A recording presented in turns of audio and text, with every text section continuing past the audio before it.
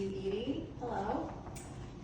Before I'll read the poem, I'll just add that I joined the class not really knowing what to expect. It had been about 20 years since I'd written a poem, and I wasn't sure if I could even talk about poetry. But after that first class, there were a lot of friendly faces, and I found that taking a 90-minute break from screens and work and kids and news was very uplifting, and I was hooked. So we have our own little group going now, David, Edie, and our teacher, Susan. And it's a bright spot in my week, so thank you for having me and allowing us to bring some of that energy here. The poem I'm going to read, which then inspired the next two poems you'll hear, is called, did you already say that title? Okay, it's called Behaving Like a Jew by Gerald Stern. And I'll say that this class took place at a temple, at Susan's temple. And I realize that that title may be a bit provocative, but don't worry, it's not going to be that kind of my middle thing. Here we go. Behaving Like a Jew. When I got there, I'm sorry.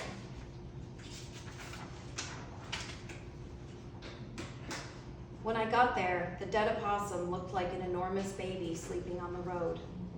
It took me only a few seconds, just seeing him there, with the hole in his back and the wind blowing through his hair, to get back again into my animal sorrow. I am sick of the country, the blood-stained bumpers, the stiff hairs sticking out of the grills, the slimy highways, the heavy birds refusing to move. I am sick of the spirit of Lindbergh over everything, that joy in death, that philosophical understanding of carnage, that concentration on the species. I am going to be unappeased at the opossum's death. I am going to behave like a Jew and touch his face and stare into his eyes and pull him off the road. I'm not going to stand in a wet ditch with the Toyotas and the Chevys passing over me at 60 miles an hour and praise the beauty and balance and lose myself in the immortal life stream when my hands are still a little shaky from his stiffness and his bulk, and my eyes are still a little weak and misty from his round belly and his curved fingers and his black whiskers and his little dancing feet.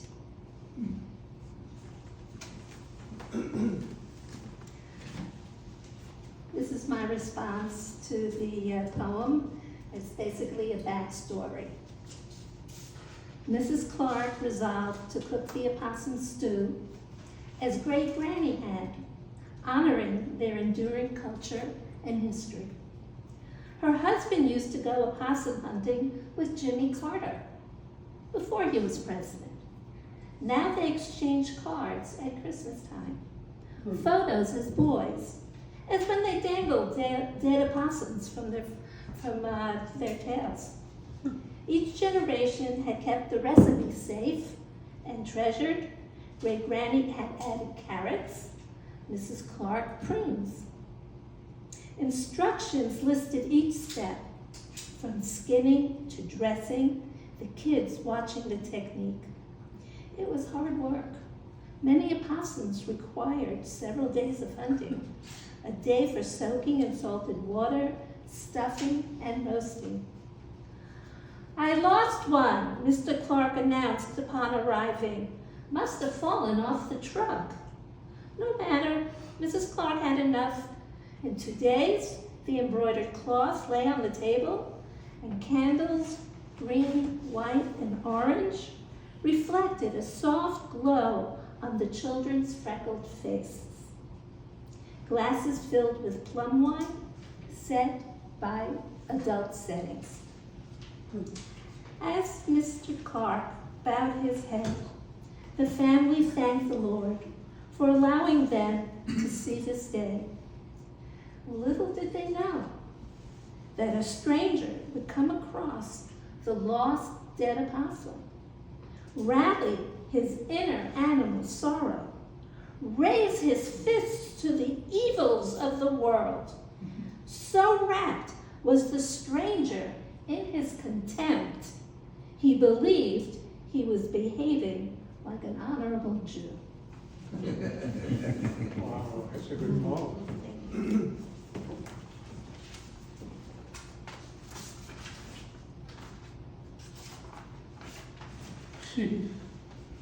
All right. And my response to that poem, I'll just, a little intro. My family was not very religious growing up. My mom is Jewish, my dad is not. And we did all the holidays, but no church or temple, that wasn't a part of my life. But recently I've tried to reclaim some spirituality through Judaism, and that's how we met at the temple through the class. But Stern's religious implications allowed me to experiment with that type of language, which never would have come to mind before the class. And the poem, Behaving Like a Jew, got me thinking about some behaviors that we as humans have that are so ingrained, perhaps we no longer stop to think about their morality. All of this was happening shortly after I had a nice little insect infestation in my home, and this poem is what came about. Carpenter ants. The ants must have been at work for a while when I spotted their hole and recoiled. The wooden column they invaded was on my porch, after all. Hundreds of them coming up from the ground in pious lines, rivulets of narrow waists and legs neatly streaming in to worship. An ant-sized mountain of frass growing below the entrance, a crumbling testament of wood-chewed excrement and body parts of the fallen. The excavation is moving with the speed of devotion. I can see the natural order of things, an invitation in the spongy decay beneath the chipped paint. Still, I am going to behave like we have become entitled to and interrupt this revolting liturgy. The poison is delicious. The ants will bring it to their kin and their young like a present. The cruelty takes my breath away, but the exterminator is already dressed in his white parachute suit. I pay him and go inside, unsettled at how easily we shrug at the price of dominion. All right, thank you. Now Edie is going to read her selections.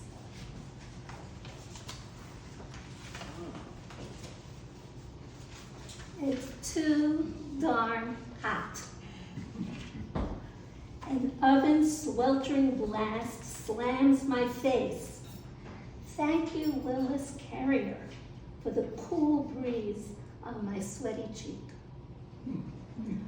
But louvered flows of salubrious air sandblast him.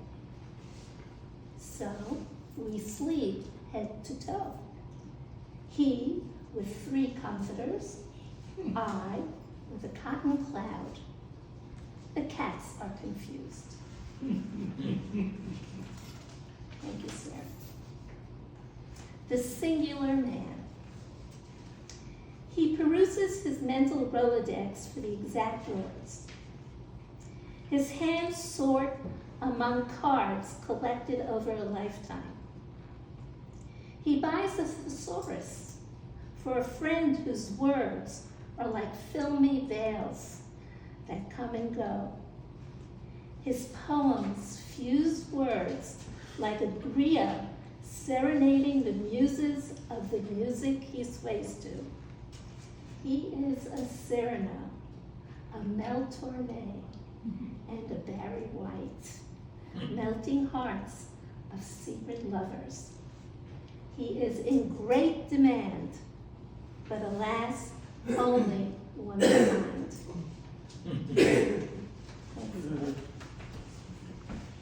So recently I had surgery, I'm all well now, but I wrote this poem.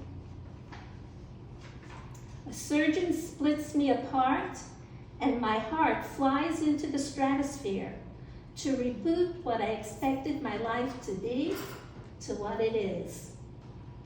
Honeyed by silky angel kisses and soothed by sweet verses of a nightingale, my heart fixes on its kintsugi repairs. Thank you, sir. This one I wrote in 2005. So I must have been at the Voorheesville Library then. At the movies with Mrs. Cohn. Steadied by my arm, she prefers an aisle seat. Bag clutched her chest, she cups an ear. It's the sleeper of the summer, penguins falling in love, and brutal Antarctic storms. I fret for my chick to be. They huddle freezing, whipped by ferocious howling winds, incessant, treacherous glacial storms. 1, 2 eggs slipped from safety. Edie, she whispers, I have to piddle. Eyes riveted on the screen. I walk out backwards. Will it survive? When we return, the sky is blue. The rookery is calm. Penguins toddle like chaplains tramp. Morgan Freeman's voice mollifies me. At her apartment, we sip chamomile tea. Thank you. And this is my last poem. Next time. The pain in my back, buttocks, shoulders, neck. The muscles that tense just thinking about it. Fibromyalgia is not for sissies. If there's an afterword, after all, if I were rewarded for a good life, if I am at all to be reincarnated, then I want to be a cat who demonstrates her love by allowing her mistress to massage every muscle in her back, buttocks, shoulders, neck. Gee. Gee,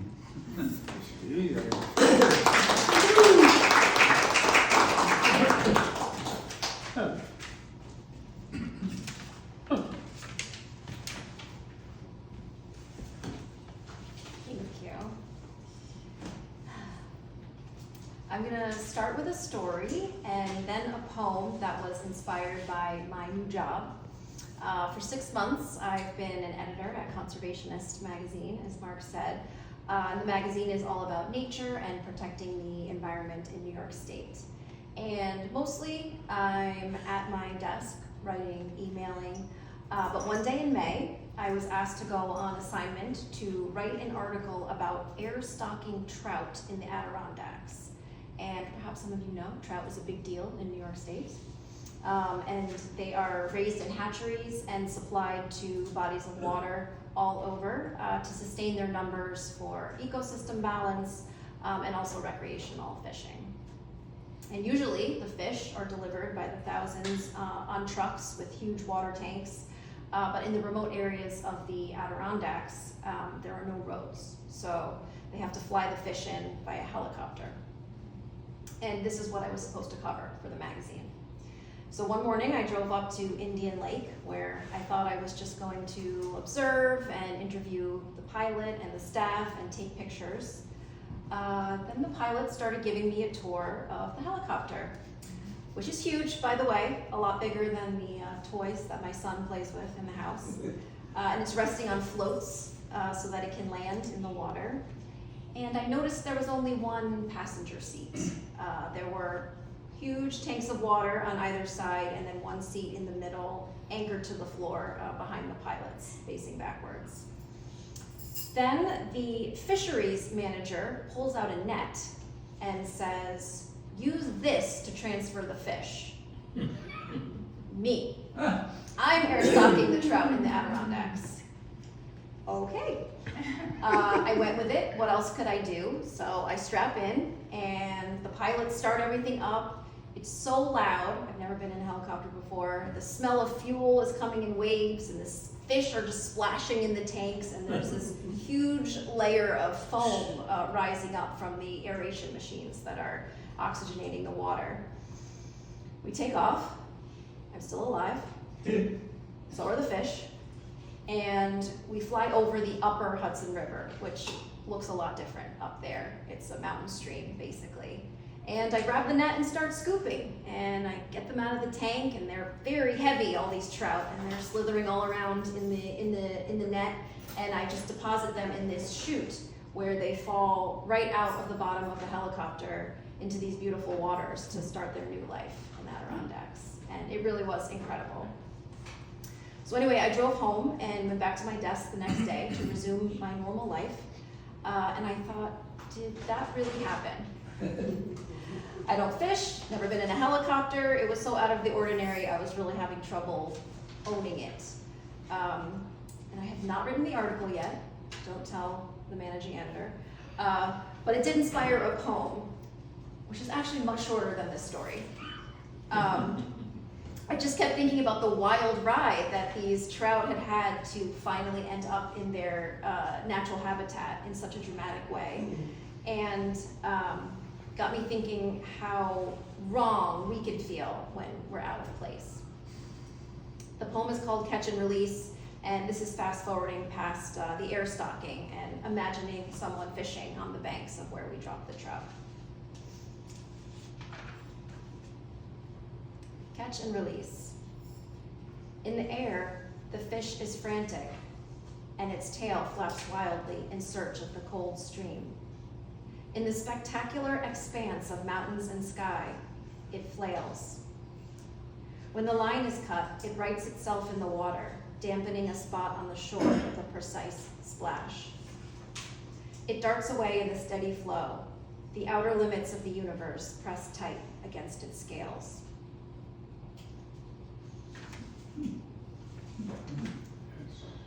That's work. Now I'm going to switch to home, where I have 2 kids. They are now 6 and 8.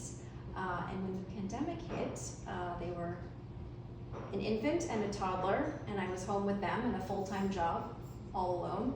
My husband was an essential worker. He was working 12-hour shifts up in Malta, and it was hard, as that time was for most of us.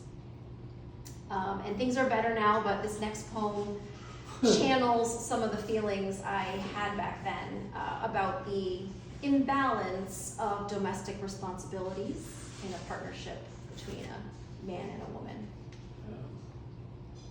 The lioness. Tell me again about the lioness on the Serengeti plain who doesn't know when she's not in love, who licks her cubs and threads the pride, who drops a kill at the mouth of the lion without rancor or even a backward glance as he yields his brawn to the baked earth in repose, who does not see him look past her, blinking slowly beneath his magnificent mane and flicking his tail imperiously.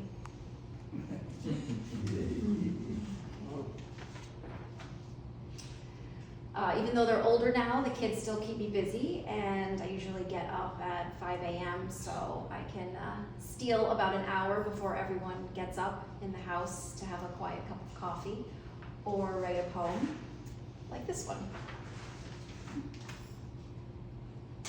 Early riser. In the backyard, the branches of the tall pines scrape green against the sky. There is no wind, and the rabbit eyeing me cautiously under the peonies asks for nothing.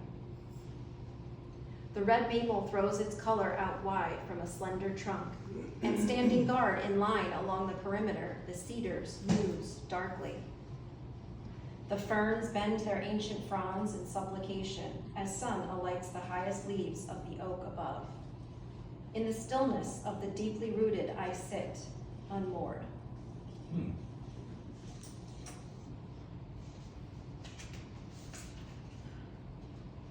I think a lot about being a mother and also sometimes about having one. And this next poem is called Shapeshifter. Shapeshifter. My mother and the truth, slippery like an eel. I grab the meatiest part below the gills and dig my fingers in the ooze. Got her this time. This time she can't just swim away. But then the ocean darkens, and still she wriggles free. That's pretty good. Work, family, strangers in the grocery store. We interact in all of these relationships, but there are still some parts of us that are just for us. And this next poem is called Secret.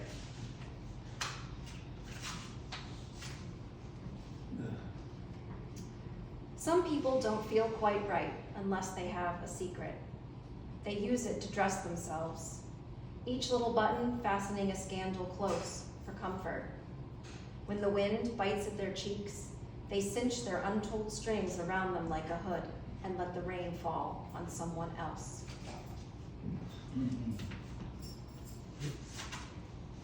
I'm going to end with a poem I wrote 25 years ago, before I took a long break and came back to the group with Edie and David. It's just been, it was for a class that I took in college, and it's just been hanging out in an old journal. And here it is again. The assignment was about making an ordinary object poetic. Kitchen mop. Rope octopi dance a tango, a make pretty tango over the tiled floor.